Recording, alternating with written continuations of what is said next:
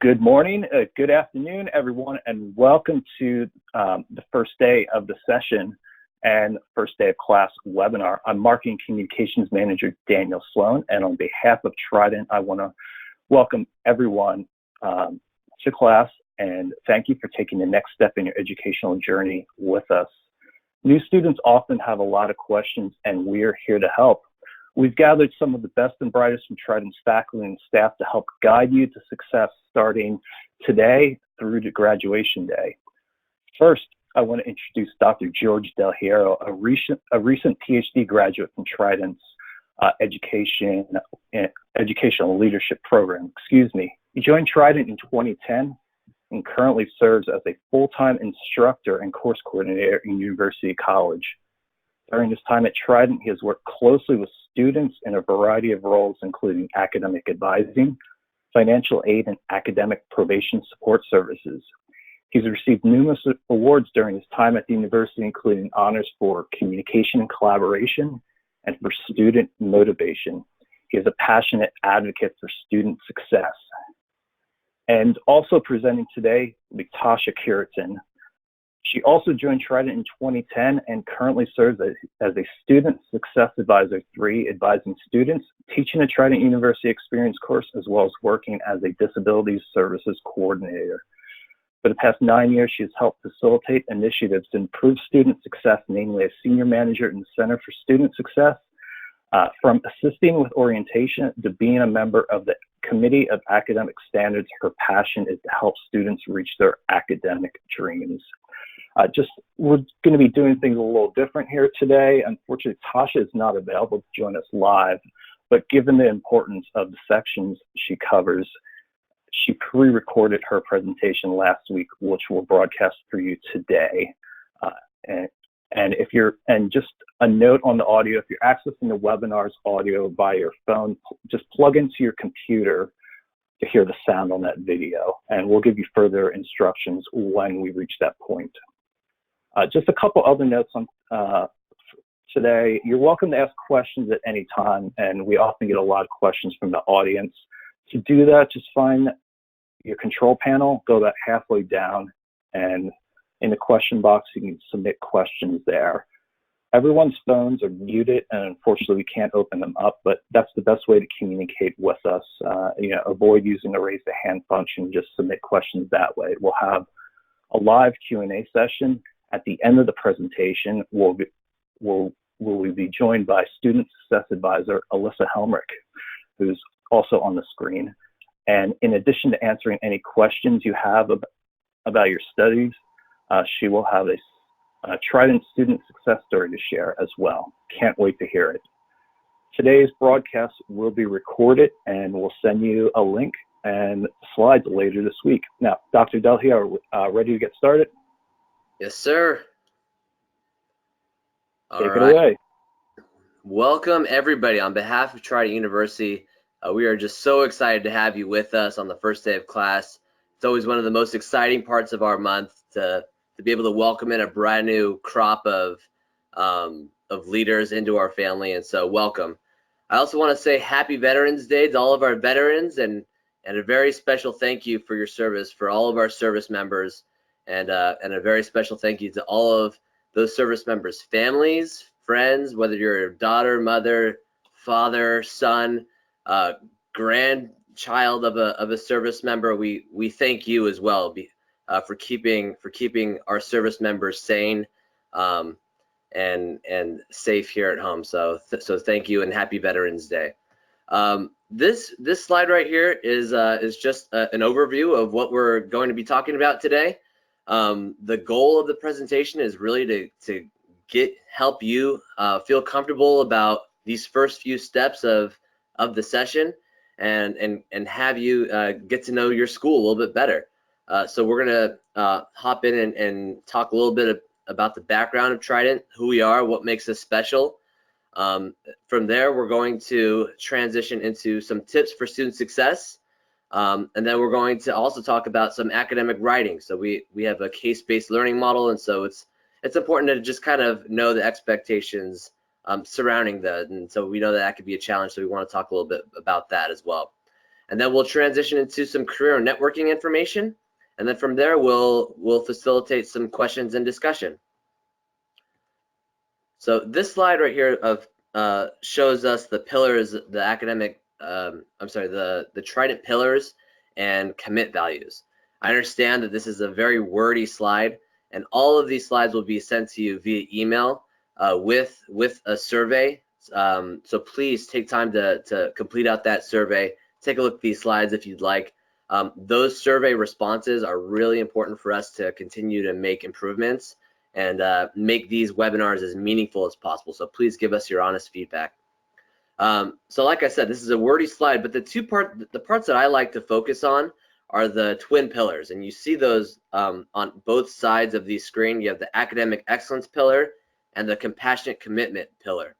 And so the academic excellence pillar really focuses around what you're learning. So the pedagogy is how you're learning in our learning model. We'll talk a little bit more about that in a upcoming slide. The faculty is who's facilitating your learning. The curriculum is what you're actually learning, and the standards really speak to the national, regional, and professional standards that we strive to meet and exceed. The compassionate commitment pillar focuses on your total student experience.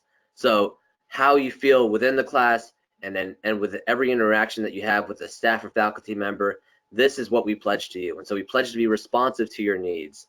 We pledge to respect you and your backgrounds and your strengths.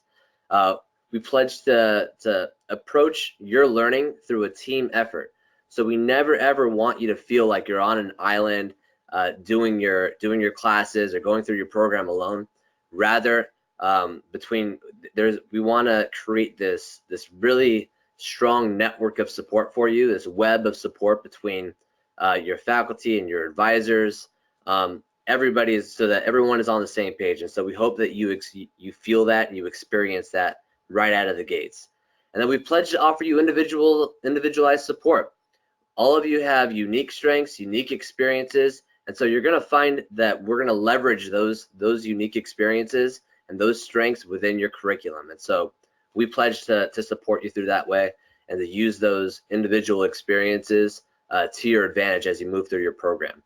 So more than just a couple of pillars on a slide, this is really going to be the themes that, throughout the rest of the presentation, and we hope that you feel that immediately throughout your experience at Trident. This next slide shows the Trident difference and focuses on our 3 key differentiators. We know that you have there's a lot of choices out there, and so we want to kind of outline what makes us special when you compare Trident to other online programs. And first and foremost, we got to talk about our pedagogy, which is our EdActive learning approach. This is our learning approach that focuses your learning around your experiences. Most of you, if not all of you, are adults with very valuable experiences, life experiences, professional experiences, and so we're going to leverage those experiences and that knowledge that you have in our case-based learning method. So what that means is you're going to be presented with a question or an issue in your class. You're going to be challenged to do the research and the background readings to research various ideas and approaches to solve this problem, and then you're going to apply that research and your experience to solving this problem. Your faculty member is then going to offer you feedback, and then you're expected to take that feedback and build upon it when in your upcoming assignment, so that you create this cyclical continuous learning, upward learning growth throughout each assignment. So you're just constantly building upon each other in this cyclical pattern of learning. And so it's a very unique approach. You're not going to be presented with very many quizzes or tests or things like that. Rather, it really does focus your learning on your experiences. And so it's a very practical approach to learning. It's a very valuable and meaningful way of learning. And so we hope that you find that engaging as you move through your program. The second key differentiator is our flexibility. So we're going to present you with the milestones and the deadlines and due dates and all of that to help you move at a pace to where you're graduating at a decent, at a reasonable pace and a reasonable time frame. But make no mistake, we understand that emergencies happen, crises happen, job requirements pull you away and distract you. You stub your toe, you have to go to the emergency room, whatever it may be. We're fully prepared. We have practices and policies in place to be flexible with you. And so if something at all pops up that is preventing you from completing your program or your class, please reach out to your advisors and please reach out to your faculty members so that we can support you and be flexible with those deadlines and help frame your learning experience around your specific needs. And so we want you to remember that, please. The third key differentiator is our affordability. And so you see here on this infographic where Trident lines up and compares to other peer institutions and other like programs, and we're well below the average of those programs. But more than just the dollar you're paying for your education is the value to that dollar. And so with our EdActive learning approach and the flexibility and all that student support that Trident brings, you're really getting a top-notch gold standard education with an innovative approach for the dollar you're paying. And so we want you to be very proud of that. These are three things that we are very proud of and that we hope that you see and you feel that as you move through your programs. At this point, I'm going to transition over to the recorded Tasha, who has done a great job of putting together some very valuable information and tips to be successful. So I'm going to turn it over to Daniel Sloan to play the recording. Thank you. Hello, everybody, and welcome. It's a pleasure to be able to record this for you today. I am excited and passionate about this next portion because our goal at the end of the day is for you to be successful and for you to get your degree. So we wanted to talk about some tips and things that are going to help you in that regard. So we're going to go over being confident, asking questions, knowing that you're supported, what you see here on the screen. And about being confident, just keep in mind that we have students from all different walks of life. And that's what I love about Trident University, is that you have people who are stay-at-home parents, you have people who are professionals in their career, you have people who are retired, and you have people who just finished high school. Everybody is kind of in a different phase of life. And so be confident that when you come in, your perspective matters. And even though someone might have all this experience in one area, it doesn't mean that that's, the best perspective, because we all learn through different perspectives, right? So be sure to ask questions. You're going to hear that theme a lot through this webinar, is that we're here to support you. There is a support team we're going to talk about. And although we're online, we want you to feel like you're just an email or a call or a text away, because we're spread out all over the country, and we have students in different parts of the world, but we're joining together in a Trident community. And so don't be shy. I see people get shy all the time about asking, but we're here to help. So we're going to talk about your support group. We're going to spend some time on time management, which is a very important one. So hopefully I'll have some tips for you there. Engaging in the long-term academic planning, and most importantly, have fun. The thing I love about school is you walk away having learned something and grown a little bit more that day. So let's talk a little bit about time management to start with. Time management is one of the most important things we're going to talk about today, because as an online learner, there's kind of two main challenges that come up. There's the academic piece, which is natural because you're learning new things, but then the main battle that professionals or even adult learners have is managing their time. There's no one telling you to go to school at a certain time at Trident University, right? And so now you're building in this new obligation into your life on top of family, extracurricular activities, and your profession in some cases.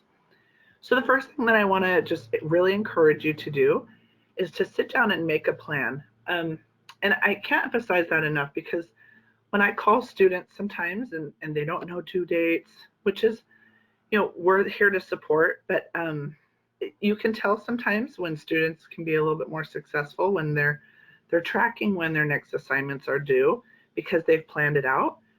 If you don't make a plan, you plan to fail, right? Is kind of the old adage. So sit down, look at your schedule over the next 8 weeks. Do you have upcoming family celebrations? Do you have holidays, birthdays, vacations? Try to set up so that you can have all of those because you don't have to be in school while you're off celebrating your family activity. So don't let those things deter you from school. Plan them in. I have students who don't want to do any homework on the weekend, and so they'll go ahead and every night during the week, they'll spend a little bit of time making sure they meet their goals for the week, which might be one discussion post and one paper. And then they have the weekends for your family. Some don't have any time during the week, and they only do their homework on the weekend. And so that's fine too, just making sure that you meet your goals that you've set. I also was a student at Trident, and I had kind of a rule for myself was, one, when I get home from work, don't sit on the couch because that couch is just gonna envelop me and I'm never gonna get off of it. And two, don't go to bed until my goal for that day. And I didn't have goals every day, but my goal for that day was to be completed. And so if it was a case assignment, I stayed up until that case assignment was done so that I knew that I was tracking. So write in kind of when you want to do the certain assignments. We're going to break down a little bit of how to get you started so we can help you with that. And then don't get discouraged if you get behind, make adjustments. But the key is make sure that you're planning. I just say don't wing it, is my advice. So, and you might find that in the beginning, your plan isn't working, and that's okay. Just readjust and find what works for you. That's life, right? It's just figuring out, okay, that didn't work. Let's move on. So let's talk a little bit more about your support group. So as you see here, you'll have a team. You'll have a student success advisor. Right now you're working with your admissions advisor, who you've kind of developed some rapport, who's helped get you into your classes. So about 2 weeks into your class, you're going to transition from your admissions advisor being your main point of contact over to your student success advisor. You can see who your advisor is now in your student portal. On the home page, when you log into the MyTLC portal, there's a photo of two people. One's your finance advisor and one's your student success advisor. These are basically your main point of contact in your support team, in addition to your faculty member. Don't count out your teacher. As an instructor, I often see students hesitate reaching out. I don't know if sometimes there's an intimidation factor, but I truly am there to help. I'll call, I'll email, just trying to connect in whatever way I can. But sometimes students just will have more of a relationship because they're with their advisors longer. And so the key is, what I see is the more students who are engaged in reaching out, the more successful they're going to be, because we're going to be communicating deadlines. We're going to be letting them know if something's needed. And so really take advantage of your team to support. Now we're going to talk a little bit about first step, the resources, sorry. So on the homepage of your MyTLC portal, across the top, it's going to say My Resources. You'll see here in blue on the screen, it says My Resources. This is what you would click on for a drop down. There's 3 resources we're going to talk about today. And the first one is just kind of the workshops that are offered. And so we understand that it's been a long time since some people have been in school. Maybe this is your first time being an online student, or maybe you're coming back to Trident after several years and you've seen some of the changes and you want to brush up. These are great resources just to kind of walk you through the steps a little bit, make you feel comfortable. I really enjoy the writing style guide myself as a reference, because I think writing is a challenge that a lot of students get a little bit intimidated by. And Dr. Del Hierro is going to be discussing that in the next portion of this webinar, helping you with confidence with writing. Now we're going to talk about tutor.com. So be sure to view those resources. But tutor.com is one that I highly recommend students take advantage of. And this is free tutoring in certain classes. Now, all of you kind of bachelor's, well, not all, many of you bachelor students are going to be in one of the TUX courses, and they do offer the free tutoring option. Now, this on the screen is how you would locate it in your classroom. We've also listed the names of classes. So if you know that you're going to be taking any of these, I would highly recommend noting that there's free tutoring. The tutoring is 24 hours a day, 7 days a week. So maybe you do your homework at night because that's when you think best. You want to connect with somebody. Usually it takes 1 to 2 minutes. So you'd click on the free tutoring and your course, and then at that point it would connect you with a tutor anywhere in the world who can help you. It's a whiteboard, very interactive. It's something that I highly recommend. So the next resource that we're going to talk about is the student orientation. The orientation is something near and dear to my heart because I facilitated it for a long time. Today's your first day of class. So if you have not already viewed the orientation, I would take time after this webinar before you really jump into your other class and spend, whether it's a half hour or 2 hours in the orientation. Students who are who take the orientation have a higher success rate in their classes because they're more prepared. And what this does is it walks you through the model of the classroom, but it also gives you tips and resources, how to contact your instructor, how to practice submitting an assignment and to see what that's like. Because once you're in the class, once you submit something, that's going to be graded. And so this is a great opportunity to practice there, what to expect as an online learner. If you're in this webinar today, that's a good sign that you're being proactive. And this is just an additional resource. Sometimes as an advisor, I can tell who's looked at the orientation and who hasn't based on just preparedness. And again, we're not trying to add more to your plate, but really just something there to support you. So I would highly encourage you to take a look at that today. The next thing that we're going to be talking about is just kind of first steps of what to do. So we talked about creating a plan, and going back to that plan a little bit, you want to make sure, just kind of consider the times of day that you're going to be doing your coursework. And so I would encourage you today to sit down, look at your orientation if you haven't already completed that, and then take a tour of your new class. There's not much you can click on in the class that is going to mess anything up. So unless you're submitting fake documents, which is unrealistic, and uploading stuff that doesn't make any sense, you really can't mess up much. So get comfortable, click around.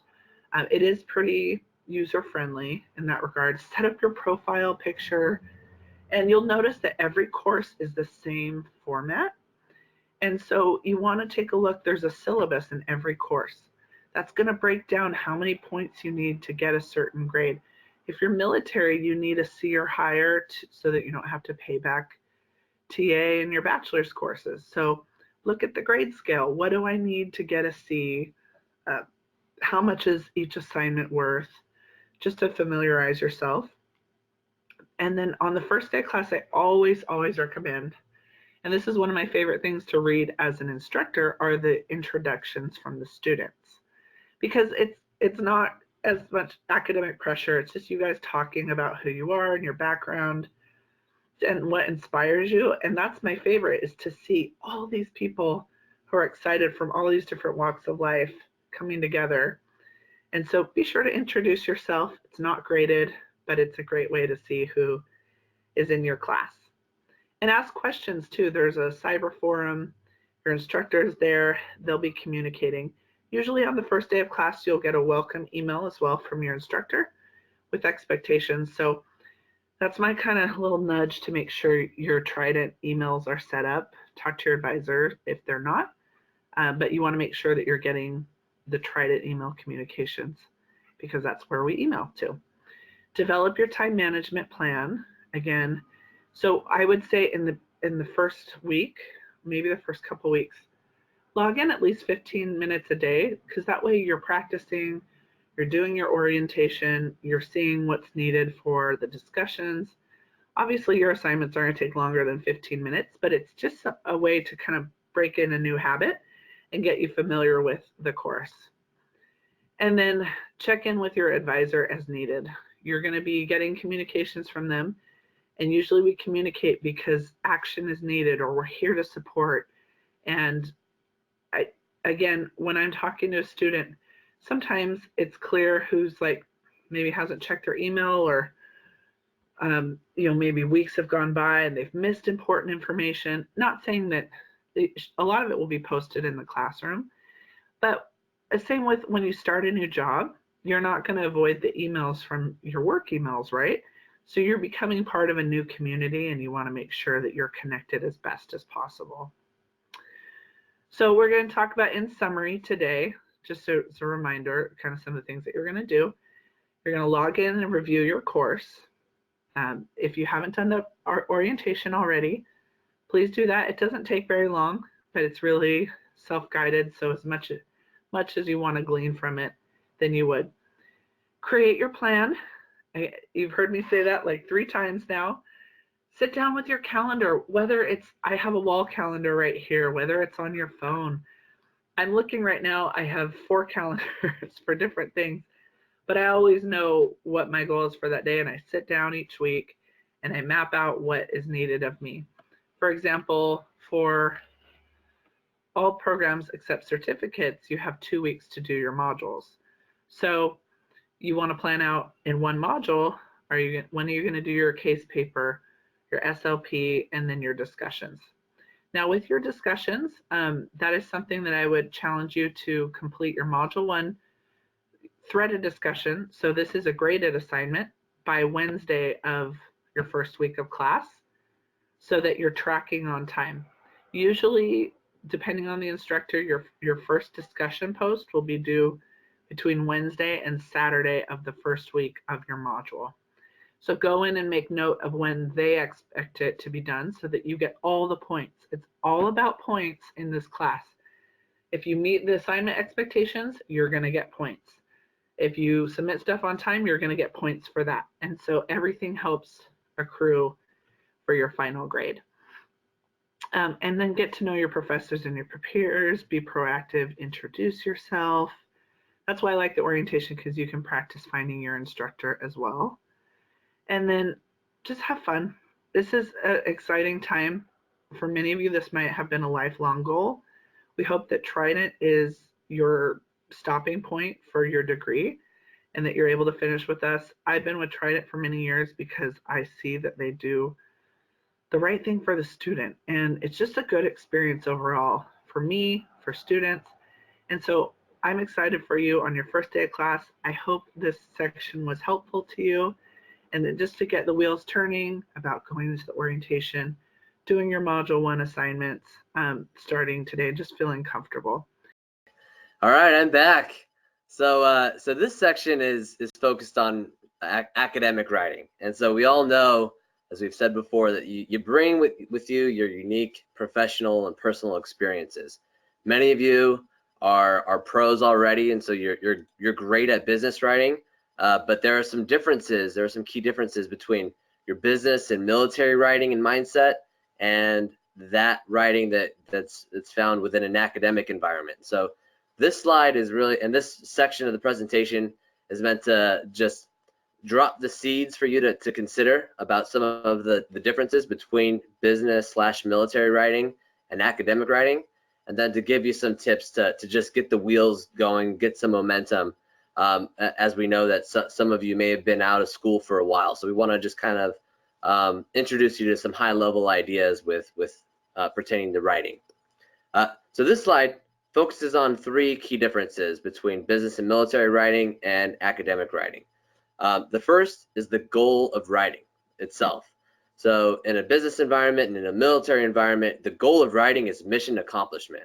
Make a decision, get it done, pass it off, and accomplish the mission.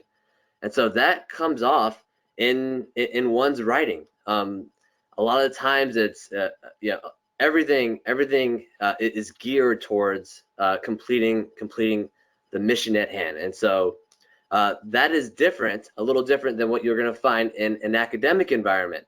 And so if you're going to graduate from with your bachelor's degree, you're going to be expected to have a high degree of writing and oral communication. And so the goal of academic writing is to become a better communicator. And that can sometimes be a challenge for someone who's been out of an education environment to grasp. Like, why am I doing this? Why do I need to continue to explain myself? I've already answered the question. I've already accomplished the mission.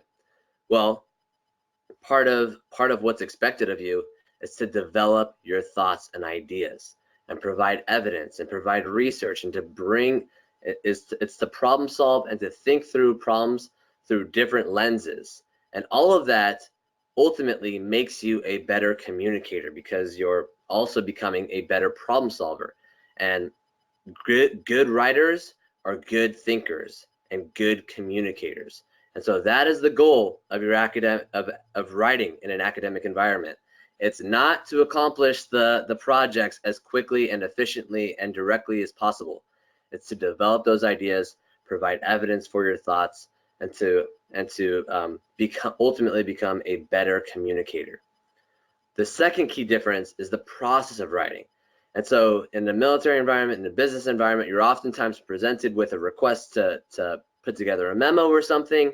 You draft it up, you pass it off to your superior, they edit it and they add some things, they pass it off to their superior, and before the decision is made, there's 2 or 3 people editing it and adding stuff to it, and you have this what we call a multi-authored document. That's different from what you're going to be experiencing here in an academic environment. And so you're going to be the sole author, the single author of whatever you do. And so you need to kind of factor that into your time management plan throughout the week. You're going to be doing the brainstorming, you're going to be doing the drafting, you're going to be doing the editing and drafting up the final conclusion and submitting the paper yourself. You're doing all of those steps, and that oftentimes takes more time. And so that does also pose another challenge for someone who's kind of stepping in, been out for a while. So factor that into your time management plan. I always like to use the analogy of making coffee when I talk about academic writing. It's not uncommon for me to receive a nasty gram from a student saying, you know, why did you grade me down on this, or I don't understand what you're expecting of me. You know, when I offer feedback that says, I need more detail here, I need you to further explain this, and they'll have trouble with that feedback. And I'll always say, I'll hop on the phone and we'll schedule up a call between each other, and I'll ask them, how do you make coffee? And they'll say, well, I put the coffee grounds in the coffee pot, I fill up the water, I press the on button, and I get coffee. I was like, exactly. I'll say, exactly. You just gave me the conclusion. When I ask a question on an assignment, I'm not just looking for the conclusion. I'm looking for, where was that coffee bean planted? How did you cultivate that coffee bean? How did you grow it? How long does it take for you to harvest it? Or when do you harvest it? And where do you package it? And where do you sell it, ship it off to? And how much do you price that item? And what makes somebody choose that coffee over another coffee?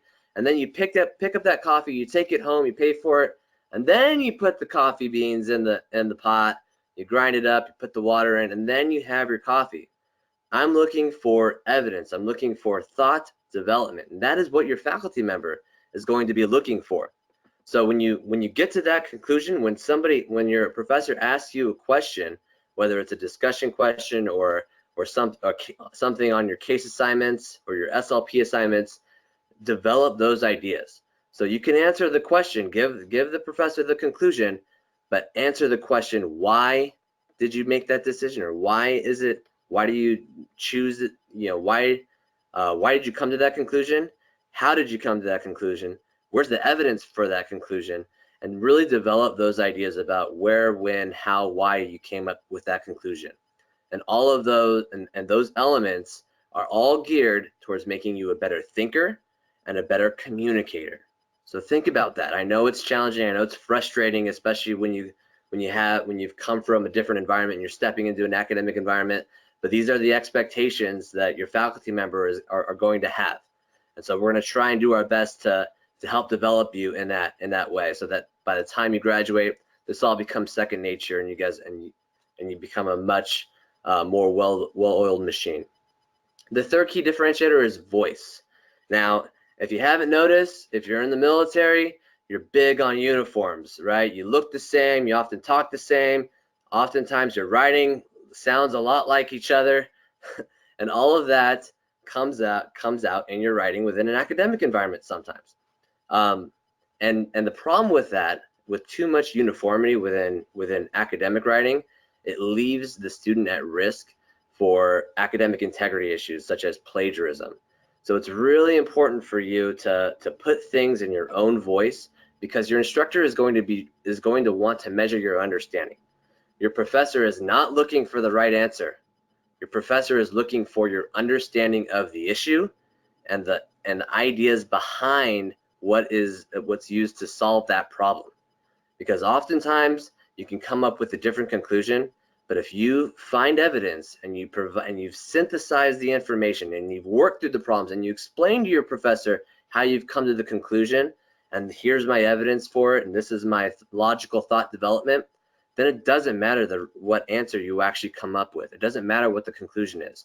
We're looking for your thought development, your personal understanding of the background concepts, and how you apply those concepts to solve the problem, because that is what really matters when you graduate and you're off into the real world, right? So consider that. We'll offer some tools for you to help, and we have workshops that are used to help you pull away from too much uniformity and put things in your own words and synthesize ideas. But consider that when you're writing. Your professor is not looking for the right answer. We're looking for your thought development, your personal understanding, and how well you apply the background concepts to solving problems. So I hope that helps identify some of the differences between academic writing and your business / military writing. This next slide goes through the format of academic writing. This is disclaimer here. This is not an all-inclusive, exhaustive list of ideas to consider when you're drafting up your essays. We have tutor.com to help you. We have also numerous writing resources to help you within our workshops and things like that. Your faculty member will also guide you along the way.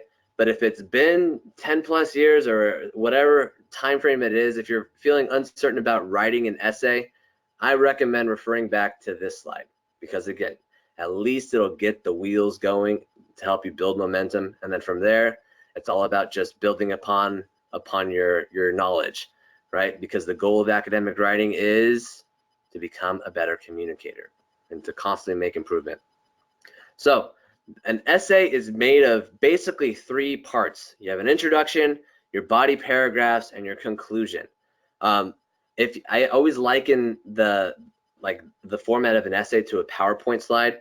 You start off with a title page that basically is used to tell your audience what your PowerPoint presentation is going to be like, and what are some of the main ideas of your presentation, and why it's important. That is really the introduction of an essay, and it has your essay will have a thesis statement. The thesis statement is basically telling your audience, your reader, your faculty member, why it's important, what's important, the purpose of your essay. Your thesis statement is telling your reader what the purpose of your essay is. And so we have some workshops and ideas within our resources page to help you out developing that clear, concise thesis statement, because it's really important. And then also every assignment will have questions. I'd recommend just using the rest of your introduction paragraph to say, this topic will be discussed, and this topic will be discussed, and then finally this topic will be discussed, or this idea will be discussed. And all of those ideas are put into the questions within your essay, within the assignment. So you can basically almost rephrase those questions into an introduction paragraph, and you're telling your reader within that paragraph what you're going to be talking about and why it's important, what the purposes of your essay is. From there, after you've done your title page, you're going to be having body paragraphs. Different slides on different topics, and those are basically your body paragraphs. And so I've listed some ideas here within this section to kind of help you structure those body paragraphs. I recommend including headings and subheadings, just like you do on a PowerPoint presentation. In a similar way, you're basically having these these words that make it very clear to your reader what you're going to be talking about in this section. So make use of headings and subheadings. I recommend each paragraph be about 4 to 7 sentences. Trust me, no one's going to be going through your paragraphs and counting your sentences, but I think it's a good guideline to help you structure your paragraph. Because if you're falling below 4 sentences, you're probably being a little too brief in your explanation and answering those questions and explaining those topics. So I recommend you develop your ideas a little bit more. If you're going above 7 sentences into the 8 and the 9 sentence range, now you're looking at close to a page worth of a paragraph, and you really need to challenge yourself to condense it more, make it use less words or condense those ideas into more concise sentences so that your message comes out more clear and more direct, so that your reader can extract those main ideas. So just a guideline for you when you're drafting up your drafting up your paragraphs. I also recommend including in-text citations and a reference page. This is really important to provide. It's really important to provide evidence for your thoughts. Your experiences are all great, and that's all fine and well, but you also need to do the research. Take yourself out of your own experiences and do that background research and include it within each section of your essay. The more, the better. And so we also have resources for you if you're unfamiliar with in-text citations. And then include, I included here like your thesis statement, learning outcomes. Relate everything to that thesis statement and the learning outcomes. The learning outcomes are on the home page. If you're like struggling to talk about a topic or defining a term, or you've kind of exhausted your ideas about an idea, or about a topic or an issue, I recommend including a sentence or two about why that topic or why that idea is important to the learning outcome. And the learning outcomes are on the module homepage of every module. It's really important to make that note. The learning outcomes are on the module homepage of every module, and the more you can tie in using those questions to address those learning outcomes, that's going to make your paper much stronger. That is what your instructor is going to be grading you on, measuring your understanding on, how well you grasp those learning outcomes. And then if you're really struggling and hitting a wall about where to go within your paragraph, I kind of recommend this last bullet point of just structuring your ideas. Define the key term, explain its application to the assignment, to answering the questions, and then explain to your professor why it's important, why that concept is important. That'll get you to 3 to 4 sentences right there, and then you move on to the next part of the essay. So I hope that's helpful. Again, this is not all inclusive. Your instructor, I'm sure, will have more feedback for you, but if you're really hitting a wall, I think this is a really good place to start off with. And then finally, your conclusion paragraph is basically rephrasing what you've said in your introduction paragraph. Your introduction is saying what I'm going to talk about in this essay, and your conclusion is saying what I have talked about in this essay and why what you've talked about is important. So again, there are resources within our workshops and on that TLC portal homepage. Please make use of those, and then shoot us any questions that you have, and we're happy to help you out. So I hope you found that helpful. At this point, I'm going to transition over to Daniel Sloan to talk about some career networking information, and then we're going to pop it up, and then we'll conclude with some questions and discussion. Daniel? Great. Thank you, Dr. Del Hierro, and one of the best in the business there when it comes to writing. So definitely heed his advice, your professor's advice, and don't send them any nasty grams. That's a new one for me. I like it. But couple I guess career and networking resources we want to tell you about, because we all know that our students, whether they're coming into bachelor's, master's, certificate program, they are a bit further along in their career than the average student at that level. First, we want to urge you to check out Alumni Fire, which is for all students, not just our alumni. So if today is your first day at Trident, the first thing you're doing with Trident, I implore you to sign up. It's a great resource where not only can you connect with other students, alumni, faculty, and staff to get advice on your education career and more, but it's a great place to build interaction, really tight interactions outside the classroom, because keep in mind that your faculty can be resources for you beyond graduation in career. So build those relationships with other students, and some of the interactions we've had have led to students getting job offers from fellow students and alumni, improving their educational standing and building mentor-mentee relationships. So reach out to alumni at trident.edu for more on that. And then finally, CareerBeam, a great place for career development, resume reviews, interview practice, and more. A number of you may haven't had a real in-person interview in a while, or maybe haven't done one outside the military. This is a good place to get started. Our career center manager, James Shiver, he is a military veteran, so he knows exactly what you may be going through, and he's really great at working closely with students as they develop through their program and getting them in the best position to succeed. So reach out to Trident for Careers. That's number 4, careers at trident.edu for more information. And let's transition over to the Q&A session.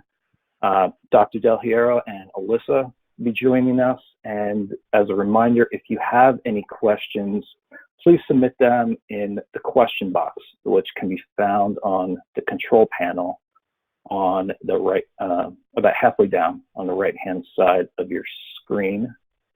And let's see, maybe Alyssa's hiding from us. Anyway, let's while she's getting back on, oh, there she is. So got a couple questions in already, and just give me a second. My screen had froze up a bit. Okay. Here we go. I'm actually gonna start off with Dr. Del Hierro, and question is, for any papers we turn in, or even in the case assignment section, do we need to cite references if it's a discussion of our own opinion? It's a great question. I mean, a lot of the questions on your case, SLP and discussions, will sound like, what is your opinion? They'll probably even say, what is your opinion on this? Or how would you answer this? I would highly recommend that you do research and that and frame your ideas, frame your opinion in the third person, which means not say, I believe this or I will do this, but say it in a way like, the best decision after doing the analysis, the best decision to address this problem is fill in the blank, and then include those in-text citations to as evidence for your opinion. So I hope that makes sense. That's my best recommendation.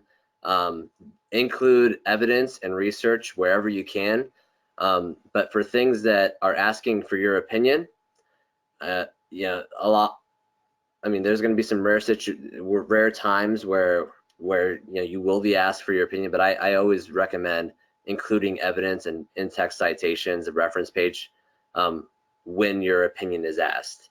I hope that makes sense. Alyssa, do you have any experience with that?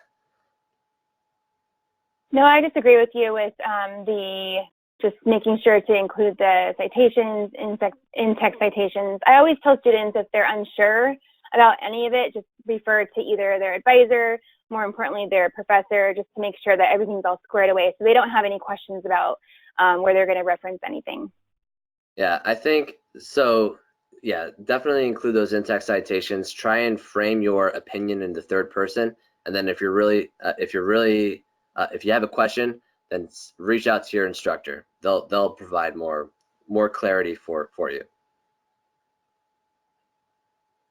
Great, thank you. And next question, I'm gonna start off with Alyssa on this one, but this may be best directed at our Homeland Security chair or department. But how, with the counterterrorism classes, can you talk about how the discussions are done? I imagine that they're not done any differently than the discussions in other courses. Is that correct? In my experience, all the discussions are pretty much the same overall, the courses, from what I have experienced. I know the math classes are a little different, but they're still going to be the same structure. I don't know if Dr. Del Hierro has any different. Yeah, most of my experience is in the business program, but like Alyssa, I'm not aware of those discussions being in a different format. All the discussions that are typically given you're given an issue or a question or a prompt to address. And then again, I would recommend using some background information and evidence and research to inform your opinion or your decision or your perspective. So don't be afraid to integrate your experiences, but frame it in a way that integrates the background concepts and the research. And almost all the discussions that I know of and I've been around for a while are framed in that way. Thank you. And to add to that, I don't want to speak for academics, but I know in this case, because I have actually I've done a lot of work with this department, because they are very hands-on when it comes to content creation and being involved with this sort of stuff, is that the faculty in that department, they really expect you to work in your real life experience, and they're very engaged in that. They want to hear that. And so that's my 2 cents on the subject. So if you have that real world experience, lean on that, because they want you to build off of that. So moving on, next question. I'm going to send this one to Dr. Del Hierro, because it's a good, it fits in with his writing portion. And the question is, I'm originally from Germany, and English is my second language. I'm really nervous about writing. Am I able to let a tutor look over my paper before I send in my assignment? Yes, absolutely. So if you need that writing help, and I even work with doctoral students where I'll suggest them, I'll offer a suggestion to work with a tutor or somebody to help them with editing. So if you think you need that additional support, that additional hands-on support, then please take advantage of that. I see no problem with that. Just make sure they're not writing the paper for you. I'm sure you're not, but yeah. Great, thank you. Alyssa, this question is for you. How do I decide which assignment to work on first? Should I start with the assignment with the highest amount of points, or start with the threaded discussion first? Yeah, so typically students, when you first start the course, you're going to have the introduction discussion. So that's where you kind of introduce yourself to the other classmates, to the professor. So obviously that's going to be very first. Then you can start working on your discussion for the first module.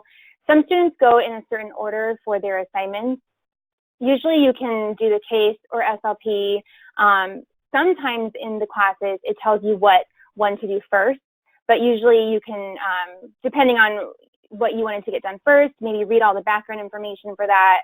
I would suggest maybe going into both of them, all of them, and look over everything first, get a kind of a sense of how it's going to be and all the information for the topic before you start that. But yeah, I definitely suggest doing the introduction discussion. I think Tasha explained it within the first couple of days of class. If you can, do it today. But I don't know if Dr. Del Hierro has anything else regarding that. Yeah, I mean, so that's a great question, whoever asked that. The key here is that you have flexibility.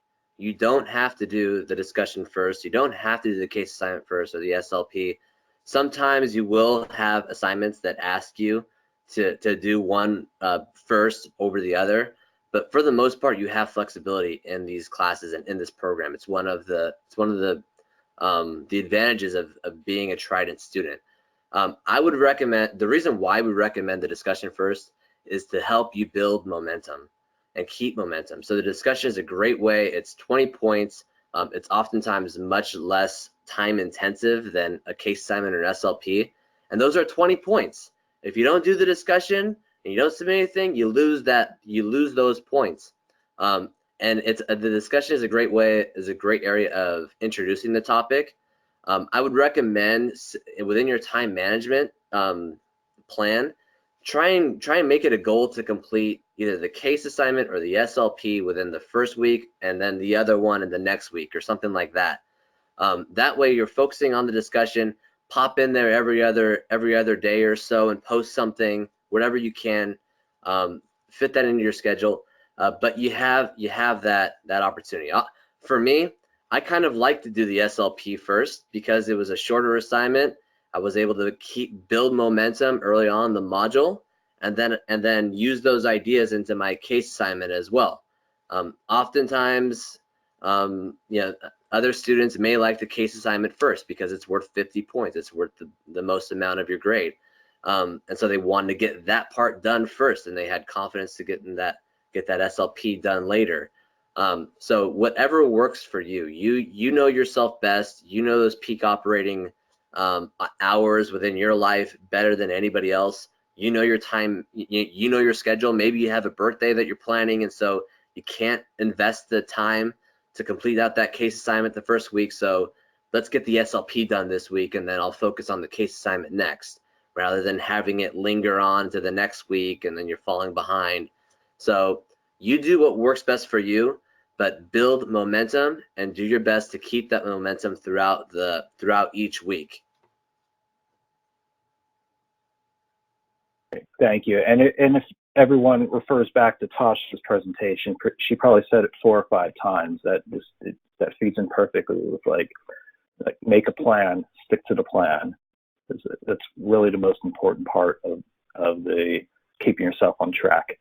And next question for you. This one's for you, Dr. Del Hierro. If we need to provide in-text citations within our threaded discussions, do we need to provide a reference page as well with those references we used? Yeah. So need is a very strong word. It's not required. So it isn't required. I would strongly recommend that if you want the highest grade possible, that you include in-text citations to support your ideas. Again, in-text citations, are not required. They may not be required, but you can do the discussion and just without in-text citations and then still get a grade. It may not be a very good grade, but you'll get a grade. But my best recommendation is to include the in-text citations, and then at the end of your discussion, just put like a little reference, like a little references title page, and then put an APA citation in there, kind of like a title page, like a title page. But it's all going to be one discussion thread. Write down your response to the prompt, and then at the end, just kind of type in references, and then your APA style reference page, and your instructors will love that. I don't know if they'll love it. I really appreciate that, and it makes you look like you've done your research, like you've thought through the issues, and it's nice and tight. Tasha would always says that discussion is like a mini essay. Yeah, I mean, and it kind of is, because you need to kind of develop your ideas, answer the question, develop those ideas, provide the evidence, and then at the end, I recommend putting a little APA citation in there. But you're probably not going to get dinged if you included it or you left it out. But again, if you want the highest grade possible and you're already doing the work with the in-text citation, just slide in the in-text citation. It's in there. Just copy and paste it in there as a reference, and I think that'll set you up in the best way possible. Yeah, thank you. Great advice. And from my experience in classes, I treated the threaded discussion, as that mini essay, wrote it in a Word file, and just, at the bottom of 1 or 2 paragraphs, put those citations there. It's pretty simple, and it's amazing how your mindset changes from writing it within the student portal to the Word file. So, and last question we have, this one is for you, Alyssa. Can you talk a bit more about the orientation? I'm not quite sure what it is, and is it a requirement? And what benefits does it offer me? Yeah, so the orientation is something that you can go through before your class starts, or even you can do it today. It helps you go through all of the information that you're going to need to know so that you're successful. So kind of going through the portal, it can be a lot of information thrown at you all at once. So just knowing where to find stuff is the first, I think, obstacle, especially if you're not used to doing everything online. If you're used to going to like a ground campus, this is a lot different. But yeah, so it helps you figure out where everything is, the assignments, where to find your professor, where to set up all your information in your portal. So it's just good to know that, so you're not stressed out when you have the first day of class today. But I would suggest, if you didn't go in yet, to go in, start the orientation. I believe you, I would ask Dr. Hierro as well, but I believe it's not graded, but I do strongly suggest that you go through that so you're more prepared. I have a lot of students ask me when their class starts where to find a lot of information, and then I ask them, oh, did you do the orientation? And they tell me no. So it does help. We are always here for you if you do get lost or need help finding something, because like I said, it is a lot of stuff to go through, especially when you're a brand new student. Right, and to confirm, that orientation is not mandatory. It's not required. But as Alyssa said, I mean, you're going to be much better off, much more successful if you do take 15 minutes and just go through it really quick. You don't have to read every single word on every page, but it helps you identify certain things. And again, it's all about being efficient with your time. You have competing priorities, so that orientation will save you time and frustration in the end. And if Tasha were here, I think she would probably say that those students who do go through the orientation tend to perform better. And yeah, thank you everyone for your questions today. And don't be shy about asking questions. On the next screen, everyone's contact information is going to come up. So if you have any additional questions, question box or email them directly. We're always here to help, and included will be Tasha's information as well. So I'm going to hand things off to Alyssa. She's going to share a student success story with us today and close things out. So the floor is yours, Alyssa. Thanks. Thank you. So I wanted to share a success story that I have with a student I had. So when she first started here, she was doing good and she was able to stay on task and really successful, didn't call me that much. But then as time went on in the sessions that she kept coming, stuff got in the way. So obviously you have your life, your career, your family. So things got in the way that held her up, and it became really difficult for her to succeed. She slowly was getting, instead of the B's, she was getting C's. Some of the classes she didn't pass, so she had to take them over again. So this kind of became, and then also she was doing extensions. So a lot of times if you do an extension in the course, it can kind of make a snowball effect. So you're behind in that course and you have the next course coming up, and it's a little more difficult to stay on task and to stay caught up. And so that's what happened with her. And so when we were talking, both her and I, she actually went on academic warning because of this. So we made a success plan, and we just talked about how to be successful, kind of like what Tasha was saying and Dr. Hierro, to plan everything out, to make a schedule for yourself, make sure if you do have stuff coming up that you maybe do an assignment earlier than you had first planned. But, you know, as what happened to her, things just came up. So that might happen to you. So it's good to reach out to your professor always, to your advisor, also your student finance advisor as well, just to stay in contact with everybody so that we're all on the same page. But so basically what happened with her is we did the success plan. We figured out a plan for both her and I to talk, made sure that she was communicating with the professors as well, because that wasn't happening. So just like I said, communication is the key. So after that plan, we had a plan set for both of us. So we were going to communicate, she was going to communicate with her professor, and she took the classes over slowly once the plan came in and we were communicating more effectively, all of us. And she was getting better grades. She came off of academic warning, and now she only has a few classes left. Her GPA is really high now. I believe it's a 3.0, and she's so happy, and just, I can hear it in her voice, and she's just so grateful, and you know, just that we're all here for her. And she, like I said, she's almost done. She's doing well now, and she's actually thinking about getting her master's degree. So that is a great success story that I have for you today. There's so many of them, but we wish you the best. Thank you so much for joining us today. And I wish you the best in the first day of class, continuing moving forward. And also, we can't wait to see you for graduation.